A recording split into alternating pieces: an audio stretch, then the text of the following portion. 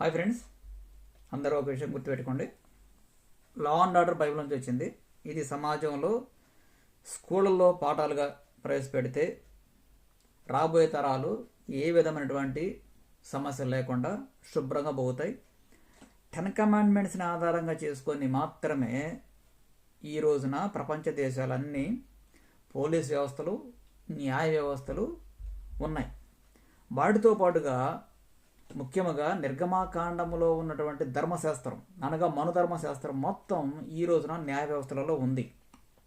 ఇవి స్కూళ్ళలో పాఠాలుగా ప్రవేశపెడితేనే కానీ ఈ దేశాలు బాగుపడవు, ఈ సమాజం బాగుపడదు.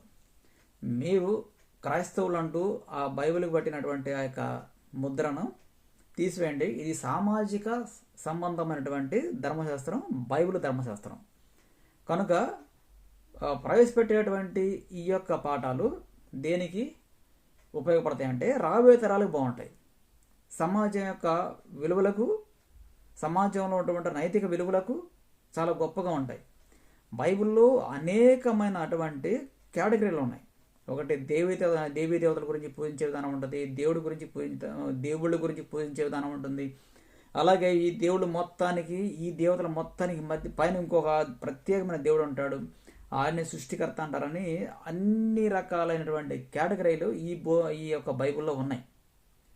కాకపోతే అవి స్టడీ చేసే విధానంలో క్రిస్టియానిటీ ఫెయిల్ అయింది.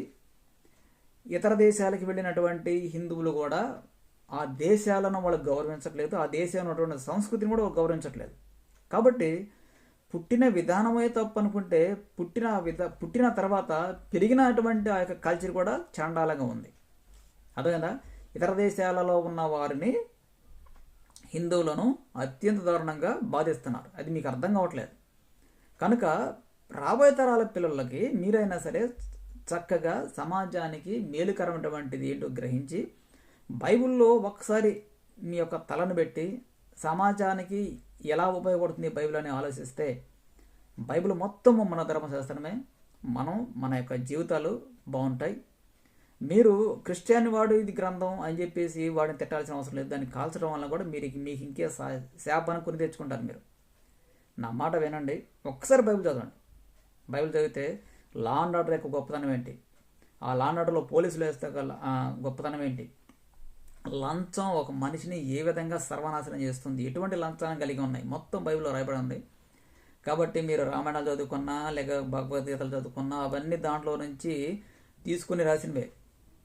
కనుక మానవ సంబంధమైనటువంటి క్రియలను మీరు కలిగి ఉండండి. Thank you very much.